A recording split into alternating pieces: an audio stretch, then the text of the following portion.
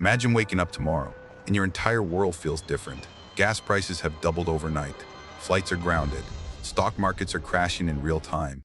Your phone is filled with alerts. Global crisis. Shipping routes shut down. Military escalation continues. At first, it feels distant. Something happening far away in a region you don't think about much. But then it hits you. This isn't just another war. This is something bigger. Because right now, a conflict between the United States and Iran is unfolding. And if it goes just a little further, it won't stay contained.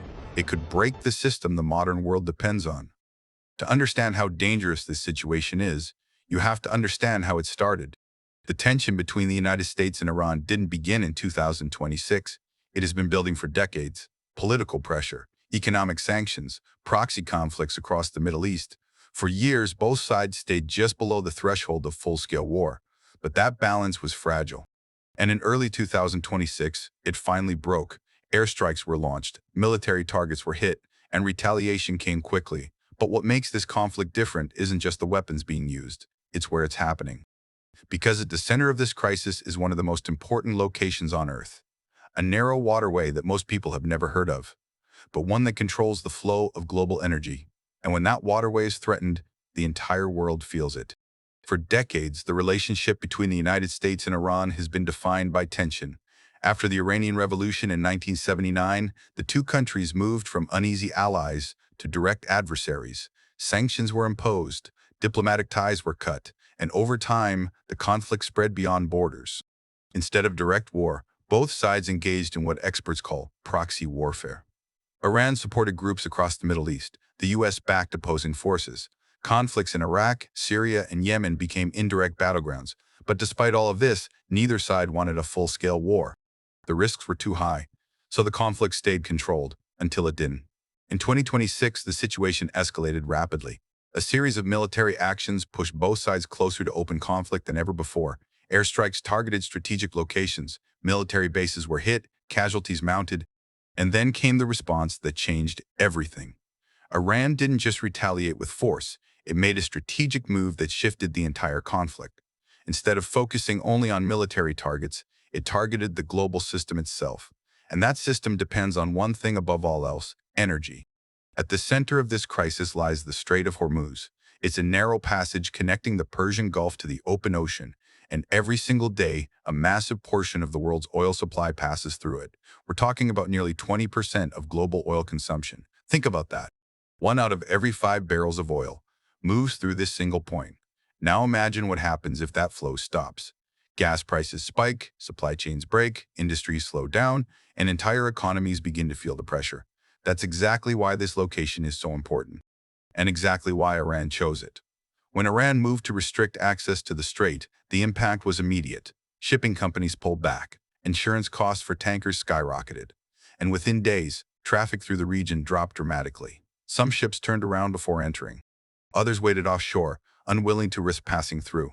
Then came reports of attacks, tankers damaged, explosions near shipping routes, and suddenly, one of the busiest waterways on Earth became one of the most dangerous. Over 100 ships were left stranded, waiting, hoping for a safe passage that never came. For the United States, this wasn't just a regional issue, it was a global emergency. Because the modern economy depends on stable energy supplies, so the U.S. responded. Naval forces were deployed to the region, air support increased, and operations began to secure the strait. But this wasn't a simple mission. Iran wasn't fighting a traditional war. It wasn't about large-scale battles or visible front lines. It was about disruption. Unpredictable tactics designed to make the region unsafe. Fast boats, hidden explosives, drone surveillance, and perhaps the most dangerous weapon of all, naval mines. Naval mines are one of the oldest weapons in warfare, but they are also one of the most effective. They sit silently beneath the water, waiting. Some are triggered by contact. Others detect the sound or magnetic signature of a ship. And when they activate, the explosion can cripple or sink even large vessels. Clearing these mines is incredibly difficult. It requires specialized ships, slow operations, and extreme caution. And even then, there's no guarantee every mine will be found. Which means, even if the conflict stops, the danger doesn't disappear. While military forces clashed in the region, the real impact spread across the globe. Oil prices surged almost immediately, energy costs increased, and inflation pressure began building. Because oil isn't just about fuel, it affects everything. Transportation, manufacturing, food production. When energy becomes expensive, everything else follows. And that's exactly what started happening. Markets reacted, investors panicked, and governments began preparing for economic fallout. Most conflicts stay contained. But this one has the potential to spread because it affects multiple global players. Countries like China and India rely heavily on oil imports from the Middle East. If that supply is disrupted, they are directly impacted. And when major economies are affected, the pressure to act increases. At the same time, allies of the United States may become involved. Regional powers could take sides, and suddenly, a localized conflict becomes something much larger. This crisis reveals something uncomfortable. The modern world is more fragile than it appears. We rely on complex systems, global trade networks, energy supply chains, financial markets, and all of these systems depend on stability. But when one critical point is disrupted, the entire system feels it. The Strait of Hormuz is one of those critical points, and right now, it's under threat. The future of this conflict is uncertain. There are multiple possible outcomes. De-escalation, where tensions ease and the strait reopens. Continued conflict, where disruptions persist and economic pressure builds, or escalation, where the conflict spreads and draws in more countries. Each scenario carries its own risks. But one thing is clear, the longer this situation continues, the greater the impact becomes. Right now, the entire world is watching.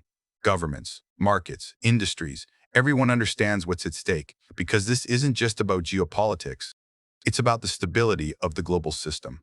And the truth is, no one fully controls what happens next. The conflict between the United States and Iran is more than just another war.